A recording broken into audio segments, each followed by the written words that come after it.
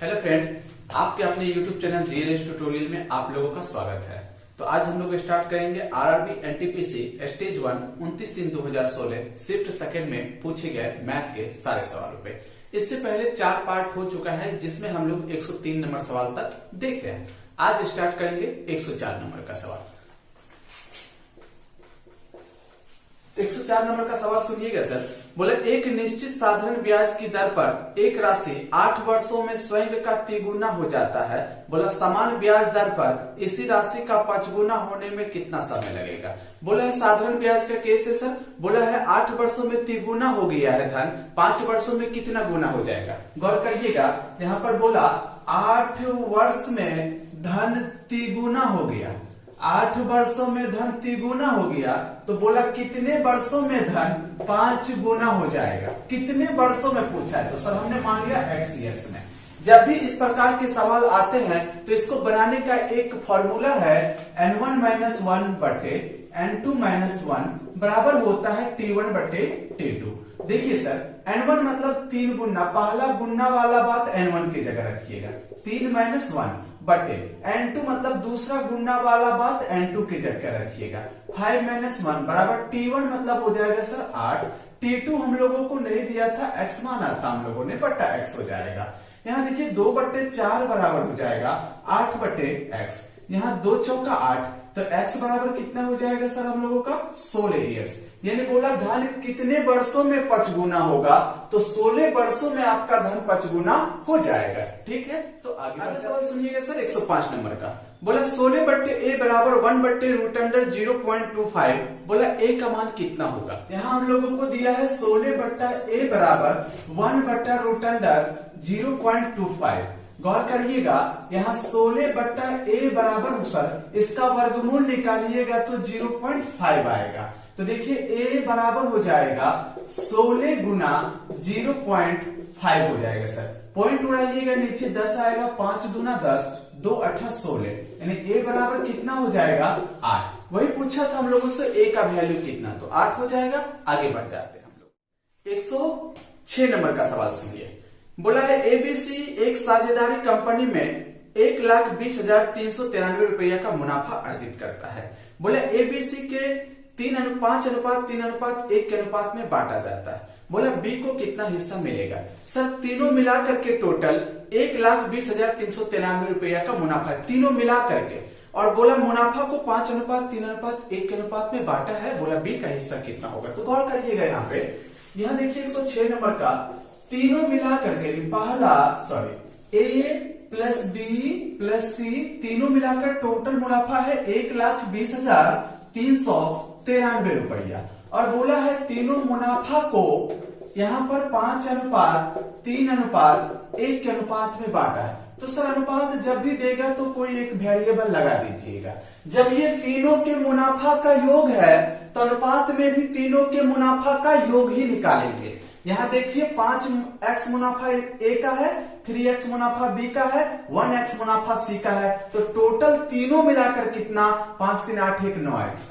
तीनों का टोटल मुनाफा बराबर सर टोटल मुनाफा हम लोगों ने कर दिया। जरा सा गौर करिएगा, यहाँ 9 से काटिएगा तो 9 एकम 9 3 0, 9 तिया 27, 3 3, 9 तिया 27, 6 9, 9 7 63, 6 3, तो हो जाएगा 9 7 63। यानी x का वैल्यू निकल गया 13377। हम लोगों से पूछा b का हिस्सा बताइए, तो सर b वाले डाटा में x का वैल्यू रखेंगे तो b का आय निकल जाएगा। यानी 3 गुना 13,377। तो 7 तिया 21, 7 तिया 21 2 23, 3 तिया 9, 9 2 11, 3 तिया 9, 9 1 10, 3 एकम 3, 3 1 4 हो जाएगा। यानी आंसर हो जाएगा 40,131 रुपया। ऑप्शन नंबर बी हो जाएगा। आगे बढ़ जाते हैं सर हम लोग। तो अगला 107 नंबर का सवाल सुनिएगा। बोला दो संख्याओं का महत्तम समापवर्तक HCF 24 है, उन दोनों का एलसीएम निम्नलिखित में से कौन सा हो सकता है। गौर करिएगा सर जरा सा 107 नंबर में। बोला दो संख्या, पहला संख्या दूसरा संख्या, दोनों का HCF दिया हम लोगों को 24। बोला दोनों का एलसीएम क्या हो सकता है। एलसीएम बराबर व्हाट।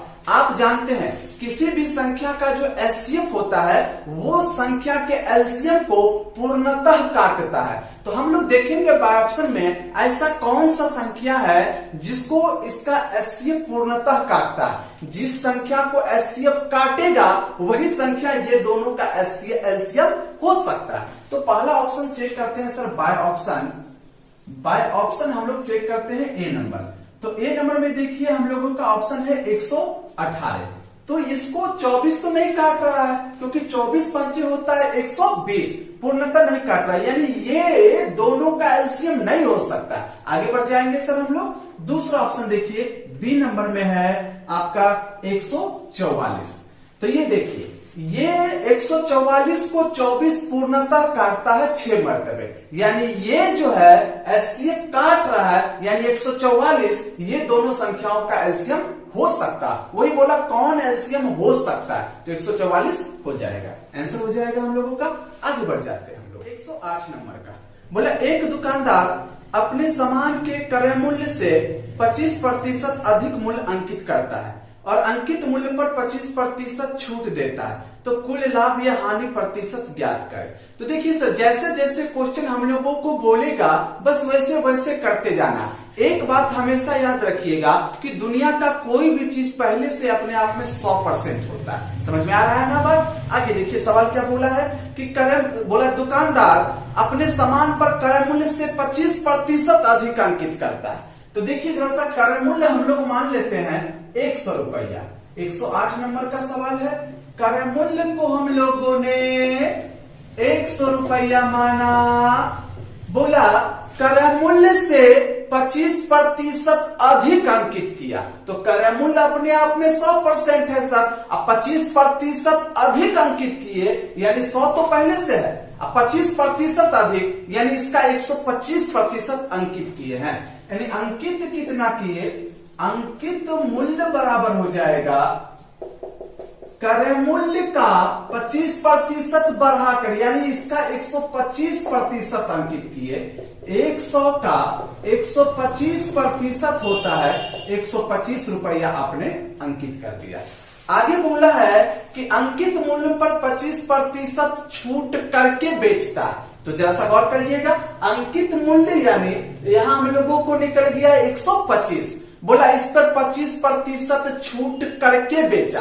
तो कोई भी चीज अंकित मूल्य भी आप अपने आप में 100% है, अब 25% कम करके बेचे यानी इसके 75% पे आप बेचे हैं, यानी विक्रय मूल्य कितना हो जाएगा, विक्रय मूल्य बराबर हो जाएगा आपका 125 का 75%। परसेंट उड़ेगा नीचे डबल जीरो।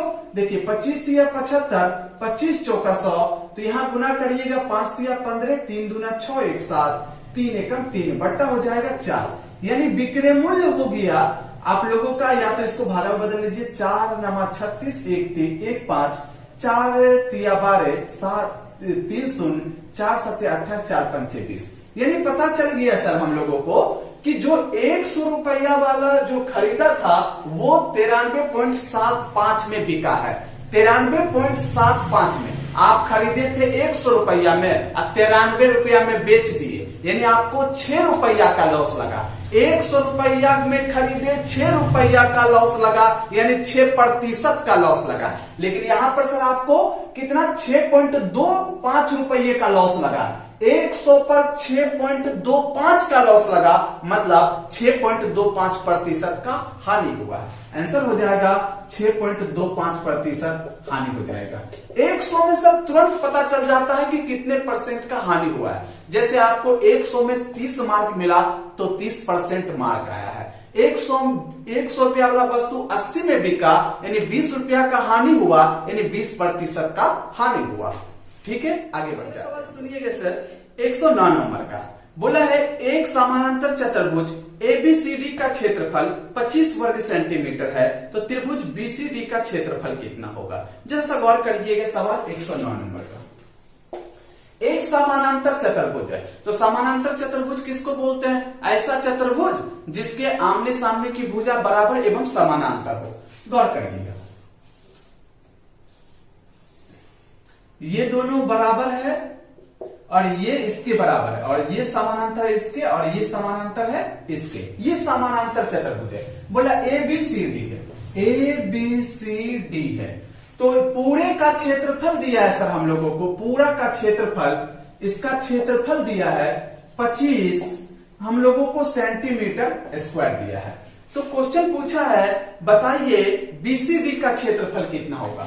BCD यानी सर BCD में इतना वाला भाग आता है, BCD ये वाला भाग का क्षेत्रफल पूछा।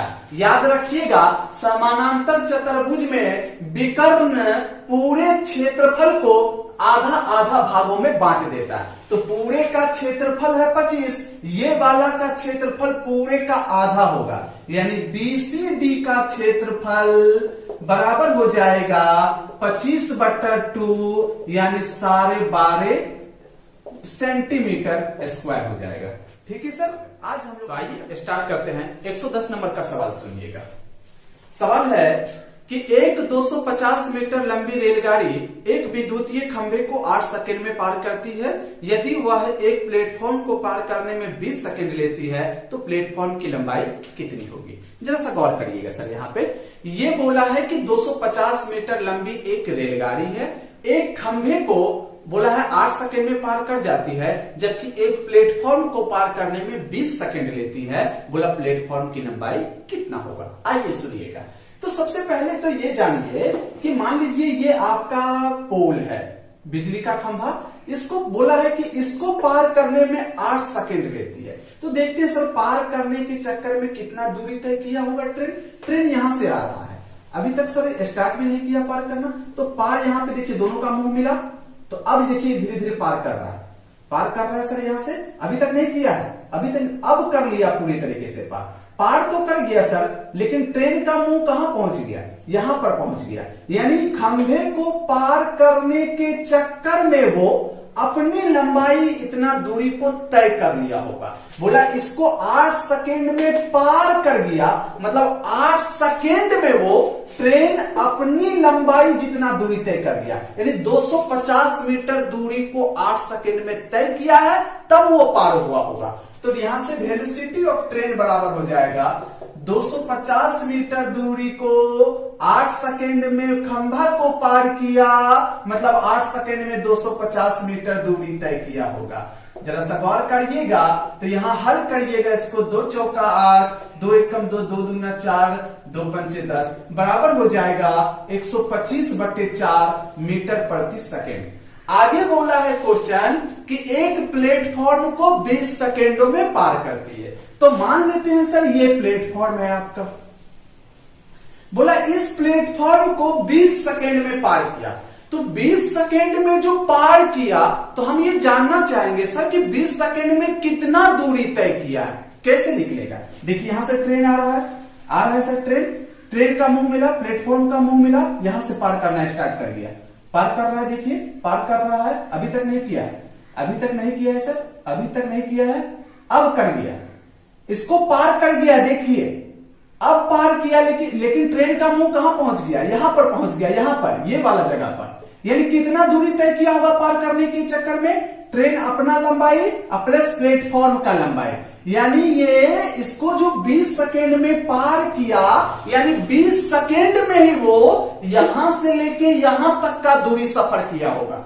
तो ये देखिए चाल मालूम है, 20 सेकेंड में इसको पार कर दिया, यानी 20 सेकेंड में यहां से लेके यहां तक का दूरी तय किया होगा। तो समय दिया है 20 सेकेंड, और चाल हमको तो मालूम ही है, चाल गुना समय करेंगे तो वो दूरी प्लेटफॉर्म का दूरी नहीं निकलेगा, वो यहां से लेके यहां तक का टोटल दूरी निकलेगा सर। तो देखिएगा ट्रेन प्लस प्लेटफॉर्म की दूरी, प्लेटफॉर्म की दूरी यानी लंबाई, ये देखिए सर इसको 20 सेकेंड में पार किया, मतलब 20 सेकेंड में जो दूरी तय किया होगा वो दूरी यहां से लेके यहां तक का होगा। तो चाल तो मालूम है उसका 125/4 मीटर पर सेकेंड, अब गुना 20 सेकेंड में इसको पार किया, मतलब 20 सेकेंड में यहां से यहां तक का दूरी क्या होगा, चाल गुना समय कर देंगे, यहां से लेके यहां तक का दूरी निकलेगा, गुना हो जाएगा 20 सेकेंड, सेकेंड कटेगा, 4 पंचे 20, तो यहां पे देखिए सर ये गुना करिएगा तो 5 पचे 25, 5 दूना 10, 2 12, 5 एकम 5, 5 एक 6 हो जाएगा। यानी हम लोगों को ट्रेन प्लस प्लेटफॉर्म की टोटल लंबाई मालूम चल गया 625 मीटर, और ट्रेन की लंबाई तो हम लोगों को 250 दिया हुआ था, और बोला बताइए प्लेटफॉर्म की लंबाई। अगर दोनों के टोटल लंबाई में से ट्रेन का लंबाई घटा देंगे तो प्लेटफॉर्म की लंबाई निकलेगा। जरा सा गौर करिएगा, प्लेटफॉर्म की लंबाई बराबर ये हो जाएगा 625 माइनस 250, माइनस करिएगा तो 12 में से 5 जाएगा 7 बचेगा, और 5 में से 2 जाएगा तो 3 बच जाएगा, 375 मीटर हो जाएगा। ठीक है सर, आगे बढ़े सर। 111 नंबर का बोला 4 पे पावर 3 गुना 5 पे पावर 6 बराबर 10 पे पावर m, और m का मान ज्ञात करें। गौर करिएगा सर, जैसा यहाँ पे 111 नंबर का सवाल है, 4 के पावर 3 गुना 5 के पावर 6 बराबर दिया है 10 के पावर m, बोला m बराबर कितना होगा। गौर करिएगा सर, ये 4 के पावर 3 को लिख सकते हैं 2 के पावर 2 होल पावर 3 गुना हो जाएगा 5 के पावर 6 बराबर 10 के पावर m हो जाएगा सर। जब कोष्ठ पे पावर कुछ भी रहता है तो पावर पावर गुना हो जाता है, 2 पे पावर 6 गुना 5 के पावर 6 गुना बराबर हो जाएगा 10 के पावर m।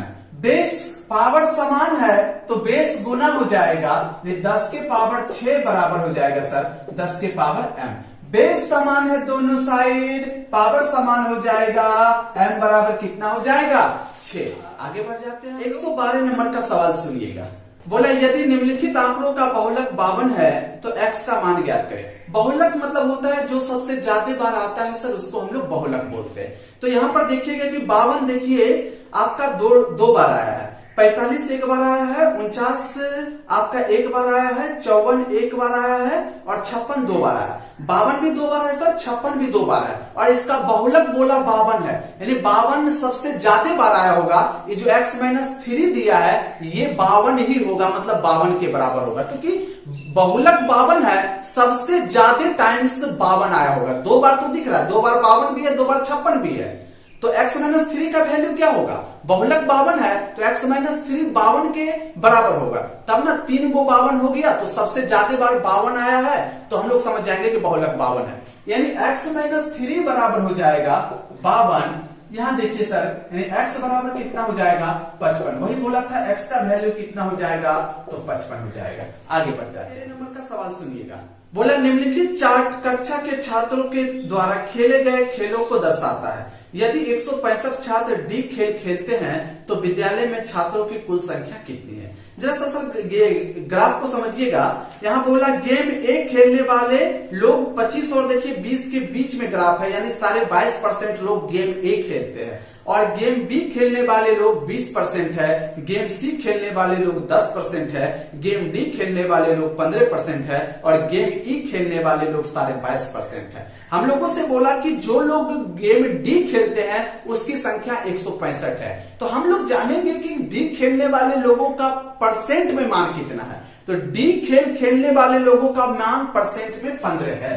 जरा सा गौर करिएगा, 113 नंबर में जो डी खेल खेलता है परसेंट में 15% लोग ऐसे हैं जो डी खेल खेलता है, और इस संख्या में 165 विद्यार्थी ऐसे हैं जो डी खेल खेलता है। तो दोनों से भी बात दर्शाए, परसेंट में ये संख्या में 1% का वैल्यू हो जाएगा 165/15, 100% का वैल्यू हो जाएगा 165/15 गुना हो जाएगा 100, 15 एकम 15, 15 एकम 15। ये 100% का जो मान निकालता है ये दर्शाता है कि सर सभी खेल मिलाकर टोटल व्यक्ति कितने हैं। तो सभी खेल मिलाकर टोटल व्यक्ति कितने हैं 1100 हो जाएगा। आगे बढ़ जाते हैं हम लोग। तो 114 नंबर का सवाल बोला है, यहां पर चावल के 3 ढेर है जिनका वजन 120 किलो, 144 किलो और 204 किलो है। एक बैग की अधिकतम क्षमता ज्ञात करें ताकि प्रत्येक ढेर के चावल को बैग की सटीक संख्या में पैक किया जा सके। जरा सा गौर करिएगा, यहाँ पर देखिए सर 3 चावल का ढेर है। पहला चावल के ढेर में आपका, इस चावल के ढेर में आपका है 120 किलो चावल है। दूसरा चावल के ढेर में देखिए आपका 144 केजी चावल है, और तीसरा चावल के ढेर में आपका 204 केजी चावल है।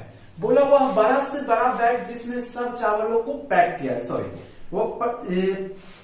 बोला एक बैग की अधिकतम क्षमता ज्ञात करें ताकि प्रत्येक ढेर के चावल को सटीक संख्या में पैक किया जा सके। यानी इसका कहने का मतलब है सर वो बड़ा से बड़ा माप का बैग जो प्रत्येक चावल को पूर्णतः माप दे। जैसे सर आपका एक कोई बर्तन होता है चावल को मापने वाला, जैसे 1 केजी वाला कोई बर्तन हो तो इसको तो माप देगा, इसको माप देगा और इसको भी माप देगा, है ना सर। इसको 204 बार ऐसे करके निकालिएगा बर्तन से तो माप देगा। जैसे 2 केजी वाला आपके पास बर्तन है नापने वाला तो इसको भी माप देगा वो, क्योंकि काट रहा है, इसको भी माप देगा और इसको भी माप देगा, क्योंकि सर यहाँ से 2 केजी वाले बर्तन से आप 102 बार निकालिएगा तो पूर्णतः माप देगा। तो इस प्रकार से वह बड़ा से बड़ा बर्तन कौन है जो प्रत्येक चावलों के ढेर को पूर्णतः माप दे। तो वो कैसे पता चलेगा, सबका एचसीएफ लीजिएगा तो पता चलेगा वह बड़ा से बड़ा कौन बैग है, बड़ा से बड़ा जो प्रत्येक चावलों को माप दे। तो जैसा देखिए सर ये तीनों का एचसीएफ हो जाएगा आपका, निकालिएगा तो 12 आंसर हो जाएगा। यानी बड़ा से बड़ा बैग की माप कितना हो जाएगा, 12 केजी वाला। अगला 115 नंबर का सवाल सुनिएगा। a प्लस बी का होल स्क्वायर बराबर 100 है। बोले a अनुपात b बराबर 1:3, a अनुपात a गुना b ज्ञात करें। गौर करिएगा जरा सा, 115 नंबर का सवाल दिया है हम लोगों को, a प्लस b का होल स्क्वायर बराबर दिया हम लोगों को 100। बोला है a अनुपात b दिया हम लोगों को सर, a अनुपात b दिया है, 1:3 दिया है। बोला बताइए a गुना b कितना होगा। गौर करिएगा जरा सा, a प्लस बी का होल स्क्वायर बराबर 100 दिया तो स्क्वायर इधर रूट बन जाएगा, a प्लस बी बराबर हो जाएगा √100, यानी a प्लस बी बराबर कितना हो जाएगा, 10 हो जाएगा। तो सर ये इसको हम लोग इधर लिख लेते हैं। a अनुपात b दिया था हम लोगों को 1:3, इसमें हमने x लगा दिया। जब a प्लस बी का संख्यात्मक योग 10 दिया है तो अनुपात में भी दोनों का योग ही निकालेंगे। अनुपात में दोनों का योग 4x है लेकिन संख्या में दोनों का योग 10 है। ये देखिए x बराबर हो जाएगा 10/4 बराबर हो जाएगा 5/2। यहाँ से b का वैल्यू हो जाएगा 15/2 और x का वैल्यू 5/2 रखिएगा तो सर a का वैल्यू हो जाएगा 5/2। हम लोगों से पूछा कि a गुना b कितना होगा, तो a का वैल्यू आपने निकाला 5/2 और गुना b का वैल्यू निकाला आपने 15/2 और गुना करिएगा तो 75/4 आ जाएगा। जिसको सॉल्व करिएगा तो आंसर आ जाएगा 18.75 आंसर हो जाएगा। आगे बढ़ जाते हैं, अगला सवाल सुनिएगा। बोला एक परीक्षा के 40 छात्रों के प्राप्त किए गए अंकों का माध्य 72.5 है। बाद में यह पता चला कि गलती से एक छात्र के अंक 84 की जगह 48 लिख दिए गए थे, तो सही माध्य क्या होगा। तो सही माध्य निकालने के लिए सर सही योग मालूम होना बहुत जरूरी है। जैसा गौर करिएगा, 40 छात्रों का माध्य मतलब औसत 72.5 अंक निकला। गौर करिएगा जरा 116 नंबर में 40 छात्र है, छात्र 1, छात्र 2, छात्र 3 डॉट यहाँ छात्र 40। ये 40 छात्रों का औसत अंक दिया हम लोगों को, एवरेज अंक दिया है 72.5 दिया है। बोला है बताइए सॉरी एक 72.5 निकाल लिया। जब घर आ गया वो उसको पता चला कि एक संख्या जो वास्तव में 84 था उसकी जगह 48 लिख दिया था। तो बोला बताइए सही औसत क्या होगा। गौर करिएगा सर, यहाँ देखिए जब 40 का औसत 72.5 निकाला, औसत मतलब होता है पर बडी 72.5 तो 40 का टोटल योग कितना निकाला होगा। तो देखिए हम लोग सही औसत कैसे निकालेंगे। सही औसत 40 का टोटल योग कितना निकाला होगा, 40 गुना 72.5 हो जाएगा। लेकिन सर जब इसका ये 40 का टोटल योग, लेकिन बोला था कि योग में 84 की जगह एक जगह 48 लिखा था, तो गलती से 48 लिखा था सर, योग में से 48 घटा दीजिए। इसके जगह होना क्या चाहिए था, 84 होना चाहिए, 84 को जोड़ दीजिए। अब ये सही योग निकल गया। जब सही योग में सही जितना डाटा है उससे भागा दीजिएगा तो औसत निकल जाएगा। तो टोटल डाटा कितना है 40। अब एवरेज जिसका निकालिएगा तो आंसर आ जाएगा 73.4%, 4 हो जाएगा। ठीक है, आगे बढ़। अगला सवाल सुनिएगा 17 नंबर का, 117 नंबर। बोला है 3/7.1/3 प्लस 3/3.1/7 का वैल्यू कितना होगा। गौर करिएगा 3/7.1/3 प्लस है 3/3.1/7। देखिए सर, इसको हल करिएगा तो ऊपर 3 हो जाएगा, नीचे 7 या 21 एक 22/3 हो जाएगा, प्लस ऊपर 3 या नीचे 7 या 21 एक 22/7 हो जाएगा। ये पलटेगा तो ऊपर हो जाएगा सर 9/22 और ये पलटेगा तो ऊपर हो जाएगा 21/22। आप इसको सॉल्व कर लीजिएगा तो आंसर आ जाएगा यहाँ पर ऊपर 21 9 30/22 हो जाएगा। 2 11 है, 2 15 है, यानी 15/4 होगा, जिसको भिन्न में लाइएगा तो 4/11 आंसर हो जाएगा। ठीक है सर, आगे बढ़ते। अगला 118 नंबर का सवाल सुनिएगा। 8.1/3 गुना 4.1/5 भागा 5.1/4 का वैल्यू कितना होगा? गौर करिएगा जरा सर। 118 नंबर का 8.1/3 मतलब 24 एक 25/3 हो जाएगा, गुना 4.1/5 मतलब 5 के 20 एक 21/5 हो जाएगा। देखिए भागा है 4.5/5 यानी 21/4 हो जाएगा। यहाँ 25/3 गुना हो जाएगा 21/5, भागा को गुना लिखिएगा सर, अगला वाला टर्म पलट जाएगा 4/21 हो जाएगा। यहाँ देखिए 21 कटेगा, 5 5 25 तो ऊपर हो जाएगा 20/3 हो जाएगा। इसको पूर्णांक में बदलिएगा तो 6.2/3 आएगा। ठीक है, आगे सर 119 नंबर का बोला 2 वर्ष में एक मूलधन पर 5% वार्षिक दर से चक्रवृद्धि ब्याज और समान समय में उसी मूलधन पर साधारण ब्याज से 10 रुपया अधिक है, मूलधन ज्ञात करें। समय दिया हम लोगों को 2 वर्ष और रेट दिया है 5%। बोला चक्रवृद्धि ब्याज साधारण ब्याज से 10 रुपया अधिक है, चक्रवृद्धि ब्याज साधारण ब्याज से 10 रुपया अधिक है, मतलब दोनों ब्याजों में 10 का डिफरेंस है। बोला मूलधन क्या होगा? जब भी सर दोनों ब्याजों का डिफरेंस दिया हो तो मूलधन बराबर फॉर्मूला होता है D इंटू 100/r⁻3। D मतलब दोनों ब्याजों का अंतर 10 दिया है सर, इंटू 100/r का वैल्यू दिया हम लोगों को 5, पावर t मतलब 2 हो जाएगा। यहाँ देखिए 10 ये हो जाएगा 20 का स्क्वायर करिएगा तो 400 होता है, 400 गुना 10 ये हो जाएगा 4000 आंसर। मूलधन कितना हो जाएगा सर? 4000 रुपया। आज यहीं तक 120 नंबर सवाल पे आ जाते हैं। तो 120 नंबर का सवाल सुनिएगा सर। ए और बी के आयु का अनुपात 1:2 दिया है। बोला 7 वर्ष बाद उसके आयु का अनुपात 3:5 हो जाएगा, तो उनकी वर्तमान आयु ज्ञात करें। जैसा गौर करिएगा सर, ए की वर्तमान आयु को हम लोगों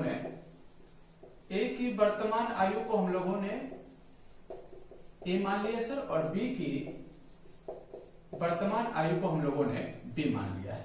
तो क्वेश्चन बोला है कि दोनों के वर्तमान आयु का अनुपात 1:2 दिया है, यानी A/B ये भी दोनों के वर्तमान आयु का अनुपात है सर, ये भी दोनों के वर्तमान आयु का अनुपात है। दोनों को हमने बराबर कर दिया। देखिए 2A बराबर हो जाएगा, यहां से 2A बराबर हो जाएगा B सर, ये इधर आएगा तो 2A - B बराबर हो जाएगा 0। समीकरण फर्स्ट। आगे बोला है कि 7 वर्ष बाद उसके आयु का अनुपात 3:5 होगा। ये जो 3:5 है सर, दोनों के 7 वर्ष बाद के आयु का अनुपात है। तो इधर लेफ्ट साइड पे हम लोग दोनों के 7 वर्ष बाद के आयु का अनुपात निकालेंगे। इसका वर्तमान में A है तो 7 वर्ष बाद ये कितना हो जाएगा? A+7, और इसका वर्तमान में B है तो 7 वर्ष बाद कितना हो जाएगा? B+7। दोनों के 7 वर्ष बाद का आयु का अनुपात, बट्टा मतलब अनुपात है सर, ये भी दोनों के 7 वर्ष बाद के आयु का अनुपात है। जब इसको सर आप क्रॉस मल्टीप्लीकेशन करिएगा तो यहां से देखिए आ जाएगा आपका 5A + 35 बराबर हो जाएगा यहाँ 3B प्लस हो जाएगा 21। जब इसको सॉल्व करिएगा सर 5A - 3B बराबर हो जाएगा इधर आपका -14। तो समीकरण ये सेकंड हो गया। दोनों समीकरणों को जब हल करिएगा सर तो यहां से आपको A का वैल्यू निकल जाएगा 14 और B का वैल्यू निकल जाएगा 28, यानी A और B निकला मतलब दोनों के वर्तमान आयु निकल गया है 28, 14 और 28। 121 नंबर का सवाल सुनिएगा। बोला 22 सेंटीमीटर परिधि वाले एक वृत्त का क्षेत्रफल कितना होगा? तो एक वृत्त का परिधि दिया है सर हम लोगों को 22 सेंटीमीटर। तो वृत्त का परिधि क्या होता है? वृत्त का परिधि होता है 2πr, लेकिन संख्या में उसका परिधि दिया है 22 सेंटीमीटर। तो 2 गुना 22/7 गुना r बराबर हो जाएगा 22, 22 कटेगा सर, r बराबर हो जाएगा 7/2 सेंटीमीटर। बोला क्षेत्रफल कितना होगा, तो वृत्त का क्षेत्रफल होता है पाई r स्क्वायर। पाई का वैल्यू होता है सर 22/7 और r का वैल्यू दिया है 7/2, 7/2 गुना 7/2 हो जाएगा। तो जब इसको आप सॉल्व कर लीजिएगा तो ये हो जाएगा 11 सतह 77 बट्टे हो जाएगा 2। जब सॉल्व करिएगा सर यहाँ से, तो यहाँ से 11 77 यानी 38.5 आ जाएगा आपका सेंटीमीटर स्क्वायर। समझ में आ रहा है ना सर? आगे बढ़िए सवाल सुनिएगा। बोला है 50 आदमी एक काम को 20 दिनों में समाप्त कर सकते हैं, तो 18 आदमी इसी काम को कितने दिनों में करेंगे? 50 आदमी 20 दिनों में समाप्त कर सकता है, बोला 18 आदमी कितना दिन में करेगा? जरा सवाल करिएगा, 122 नंबर का सवाल है। 50 आदमी 20 दिन में करता है, 20 दिन में करता है, तो सिर्फ एक आदमी, 50 आदमी रोजी रोज काम करता है तो 20 दिन में समाप्त है। जब एक आदमी रोजी रोज काम करेगा तो 20 गुना 50 दिन लगेगा सर, बोला है। इसलिए 18 आदमी रोज काम करेगा तो कितना समय लगेगा? 18 आदमी करेगा तो 20 गुना 50 बटे 18 दिन लगेगा। इसको सॉल्व करिएगा, 2 9 18, 2 10 है 20, यानी हो जाएगा 500 बटे 9 दिन। सर आगे बढ़ाइएगा इसको, 55.5 बटे 9 दिन आंसर आ जाएगा आप लोगों का। ठीक है सर, आगे बढ़ जाते हैं हम लोग। सुनिएगा 123 नंबर का सवाल। बोला है a⁻6 गुना a⁻⁻4 भागा a⁻3 का वैल्यू कितना होगा? तो जरा सा गौर करिएगा, यहाँ 123 नंबर का सवाल। a⁻6 गुना a⁻4 भागा a⁻3। यहाँ पे सर a⁻6 गुना a⁻4 को 1/a⁴ लिख दिया हमने। भागा को गुना करिएगा तो सर ये पलट जाएगा, तो 1/a⁻3 हो जाएगा। नीचे देखिए सर, यहाँ हो जाएगा a⁻6, बेस समान है पावर जुटेगा, जब गुना में बेस समान होता है पावर जुट जाता है, a⁻7 हो जाएगा सर। तो जब इसको काटिएगा तो 1/a आंसर हो जाएगा, क्योंकि 6 गो a ऊपर से 6 गो a नीचे से कटेगा तो यहाँ नीचे में बचेगा a go a, 1/a answer हो जाएगा। ठीक है सर, स्टार्ट करते हैं। तो 124 से लेके 126 तक सर नीचे दिए गए डाटा के आधार पर जवाब देना है। देखिए निर्देश सुनिएगा, निम्नलिखित जानकारी का अध्ययन करें और नीचे दिए गए प्रश्नों का उत्तर दीजिए। बोला है 40 विद्यार्थियों को एक कक्षा में 24 विद्यार्थी खो खो खेलते हैं, 20 विद्यार्थी कबड्डी खेलते हैं और 38 विद्यार्थी कोई भी एक खेल खेल सकते हैं। तो अब इसी के आधार पे हम लोगों को जवाब देना है। देखिए सर, ये वेन डायग्राम का सवाल है और वेन डायग्राम मेथड से बनेगा, तो इसके लिए आपको दो वृत्त एक दूसरे को प्रतिच्छेद करते हुए बनाना पड़ेगा। तो ये सर हमने दो वृत्त एक दूसरे को प्रतिच्छेद कराते हुए बनाया। बोला है 38 विद्यार्थी कोई ना कोई एक खेल खेल सकते हैं। तो पहले तो हम इसको शो कर देते, ये इसको हमने खो खो खेल मान लिया। ये पूरा वाला घर जो है सर खो खो खेल को दर्शाता है और ये वाला जो है कबड्डी खेल को दर्शाता है। क्या बोला? 38 विद्यार्थी कोई एक खेल खेल सकते हैं, यानी 38 विद्यार्थी ऐसे हैं सर, या तो कबड्डी या तो खो खो या तो दोनों खेल खेल सकते हैं। यानी 38 विद्यार्थी कोई ना कोई एक खेल खेल सकते हैं, यानी टोटल 40 है, 40 में 38 कोई ना कोई एक खेल खेल सकते हैं, यानी 2 विद्यार्थी कोई खेल नहीं खेल सकते होंगे। ये 2 विद्यार्थी ऐसा है जो कोई खेल नहीं खेलता होगा, ना तो कबड्डी ना तो खो खो। आगे बोला है हम लोगों को कि यहाँ पर देखिए, बोला है 20 विद्यार्थी कबड्डी खेलते हैं, तो हम बोलेंगे सर कबड्डी 20 विद्यार्थी कबड्डी खेलते हैं, हम बोलेंगे जितने भी कबड्डी खेलते हैं कल शाम को आ जाइएगा, 200 रुपया दिया जाएगा। तो इसमें कौन कौन व्यक्ति आएगा? जो ओनली कबड्डी खेलता होगा वो तो आएगा ही, जो कबड्डी और खो खो दोनों खेलता वो भी आ जाएगा सर। क्यों आएगा? क्योंकि वो बोलता है हम कबड्डी की अगर जांच हो तो उसमें तो हम पास हैं। तो यहां पर ये 20 में ओनली कबड्डी वाला है, जो कबड्डी खो खो दोनों खेल खेलता है वो वाला भी है। यानी सर 20 कबड्डी खेलता है, मतलब यहां से लेके यहां तक में टोटल 20 है और टोटल ये खेलने वाला को दर्शाता है। तो यहां से लेके यहां तक में 20 हो गया, तो 38 है, क्योंकि कोई खेल नहीं खेलता है, मतलब 38 कोई ना कोई खेल खेलता होगा। यहां से लेके यहां तक 20 है, तो 18 वो ओनली खो खो खेलता होगा सर। आगे देखिएगा जरा सा, बोला है कि यहाँ पर 24 विद्यार्थी खो खो खेलता है, सॉरी हाँ, बोला 24 विद्यार्थी खो खो खेलता है। तो 24 विद्यार्थी खो खो खेलता है, जो बोलेगा हम बोलेंगे जो जो खो खो खेल खेलते हैं आ जाइएगा। तो वो जो ओनली खो खो खेल खेलते हैं वो तो आएंगे ही, जो खो खो कबड्डी दोनों खेल खेलते हैं वो भी इसमें आ गए होंगे। यानी 24 जो खो खो खेलते हैं सर, इसमें ओनली खो खो वाला भी है और दोनों वाला भी, यानी यहां से लेके यहां तक में टोटल 24 है। अब टोटल 38 है खेलने वाला, 38 में से 24 माइनस करिएगा तो ओनली कबड्डी वाला निकल जाएगा। तो 38 में से 24 जाएगा तो कितना बचेगा सर, 14 को बचेगा। अब यहां देखिए, यहां से लेके यहां तक में टोटल 38 है। अगर 38 में से आप 14 प्लस 18 जोड़ के घटा दीजिएगा तो यहां पे आएगा आपका 38 माइनस ये हो जाएगा 32, यानी 6 वो ऐसे विद्यार्थी हैं जो दोनों खेल खेलते होंगे। तो अब देखिए वेन डायग्राम बन गया। अब सवाल का जवाब देते हैं। तो सवाल सुनिएगा 124 नंबर का। सवाल बोला है कि कितने विद्यार्थी दोनों खेल खेल सकते हैं। तो कितने विद्यार्थी दोनों खेल खेल सकते हैं, 6 को विद्यार्थी दोनों खेल खेल सकता है। आगे बोला है कितने विद्यार्थी कबड्डी नहीं खेल सकते, कितने विद्यार्थी कबड्डी नहीं खेल सकते हैं सर। यहां से लेके यहां तक सारे लोग कबड्डी खेल सकते हैं। 18 को कबड्डी नहीं खेल सकता है, यानी 125 नंबर हो जाएगा। 18 को कबड्डी नहीं खेलता है, ये तो कुछ नहीं खेलता है, मतलब कबड्डी नहीं खेलता है। 18 प्लस 2 बराबर हो जाएगा 20 ऐसे विद्यार्थी जो खेलेगा। 126 नंबर कितने विद्यार्थी कोई खेल नहीं खेल सकता। ये तो सर टोटल दर्शा रहा है कोई ना कोई खेल खेल सकता है। कितने विद्यार्थी जो कोई खेल नहीं खेल सकता, तो ऐसे कितने विद्यार्थी हैं, 2। तो 126 का आंसर कितना हो जाएगा सर, 2 हो जाएगा। ठीक है, सवाल सुनिएगा। बोला एक मीनार के आधार से 20 मीटर दूरी पर स्थित बिंदु से मीनार के चोटी का उन्नयन कोण 60 डिग्री है। मीनार की ऊंचाई का पता लगाए। गौर करिएगा, एक मीनार है सर, ये मीनार मान लिया हमने। 127 नंबर का सवाल है।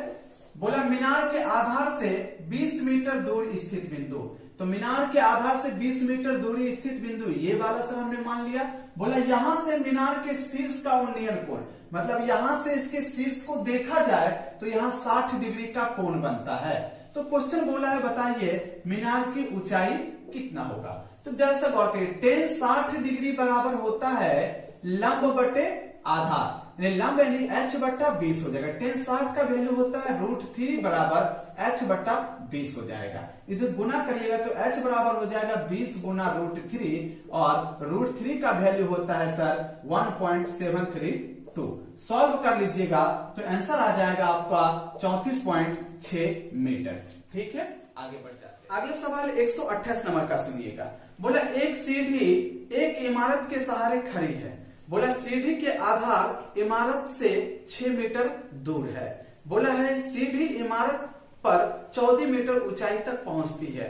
बोला है बताइए सीढ़ी की लंबाई क्या होगा। गौर करिएगा जैसा सर 128 नंबर का सवाल। बोला है एक इमारत है, बोला है सीढ़ी का आधार इमारत से 6 मीटर दूरी है। सीढ़ी ऐसे लगा हुआ होगा सर। बोला सीढ़ी का आधार जो है इमारत से 6 मीटर दूरी पर है। तो यहां से यहां बराबर हो जाएगा 6 मीटर। और आगे बोला है ये जो सीढ़ी है इमारत आधार से 14 मीटर ऊंचा तक लगा हुआ है। ये 14 मीटर आपका दिया है। बोला बताइए सीढ़ी की लंबाई कितना। तो जैसा गौर करिए कर्ण है और कर्ण बराबर होता है लंब स्क्वायर जो आधार स्क्वायर, यानी 14 का स्क्वायर प्लस 6 का स्क्वायर कर्ण स्क्वायर बराबर हो जाता है। तो कर्ण बराबर हो जाएगा √196 प्लस 36। जब इसका वर्गमूल निकालिएगा सर तो √आ जाएगा 232, जिसका मान होता है 2√50। इस नंबर सवाल को हम लोग देखते हैं। बोला एक रेलगाड़ी 160 किलोमीटर प्रति आवर की गति से चल रही है और इसकी लंबाई 180 मीटर है। रेलगाड़ी द्वारा एक खंभे को पार करने में लगा समय ज्ञात करिए। सर समय निकालना है हम लोगों को, इसके लिए 2 चीज मालूम होना चाहिए। पहला तो ट्रेन का चाल, पहला तो दूसरा उसने कितना दूरी तय किया। तो आइए देखते हैं हम लोग। देखिए ट्रेन का चाल दिया हम लोगों को 160 किलोमीटर प्रति आवर। तो सर इसको हम लोग मीटर पर सेकंड में बदल लेते हैं। तो वेलोसिटी ऑफ ट्रेन मीटर पर सेकंड में बदलने के लिए 5/18 से गुना करते हैं। तो 160 गुना हो जाएगा 5/18। अब ये आ गया मीटर प्रति सेकंड में। इसको जब हल करिएगा तो 2 9 18 80 गुना 160 यानी हो जाएगा 400/9 मीटर पर सेकंड, है ना सर। अब बोला है कि खंभे को पार करने में कितना समय लगेगा और ट्रेन की लंबाई 180 मीटर है। तो जैसा यहाँ गौर करिएगा, मान लीजिए कि ये खंभा है और इधर से कोई ट्रेन आ रही है। तो आ रही है तो सर यहां से देखिए अभी से पार करना स्टार्ट नहीं करता है, पार यहां से जब इसका मुंह मिल गया तो यहां से पार करना स्टार्ट किया। देखिए पार कर रहा है धीरे धीरे, देखिए पार कर रहा है, अब कर गया पूरी तरीके से। पार तो कर गया सर, वही बोला कि पार कर गया तो कितना समय लगा होगा। पार करने के चक्कर में इसका मुंह यहां पहुंच गया, यानी टोटल इतना दूरी तय किया, यहां से लेके यहां तक का दूरी तय कर लिया होगा पार करने में। तो ये दूरी ट्रेन की लंबाई है सर। हम समझ रहे हैं यदि खंभे को पार किया है तो 180 मीटर दूरी तय किया होगा। तो 180 मीटर दूरी तय किया होगा तो पार हो गया होगा, तो समय नहीं निकल जाएगा। तो समय बराबर होता है, इसको पार करने के चक्कर में 180 मीटर दूरी तय किया, तो हम जानेंगे 180 मीटर दूरी तय करने में जितना समय लगा होगा वही समय बताएगा कि पार करने में कितना समय लगेगा। तो देखिए जरा सा, 180 दूरी बटे चाल समय को दर्शाता है 400/9। जब इसको सर आप लोग हल कर लीजिएगा तो ऊपर जाएगा, ये हो जाएगा 180 गुना 9 बट्टा हो जाएगा 400। तो ये जीरो कट जाएगा, 2 बीस होता है 2 9 18। जब इसको सॉल्व करिएगा तो आ जाएगा 40, सॉरी यहां से आ जाएगा आपको 4.05 सेकेंड आंसर हो जाएगा। यहाँ पर अगला सवाल 130 नंबर का सुनिएगा। बोले ए 3480 रुपये की साइकिल बेचकर 20% लाभ कमाता है, क्रय मूल्य ज्ञात करें। 3480 रुपये में साइकिल को बेचा, 20% का लाभ कमाया, बोला क्रय मूल्य ज्ञात करें।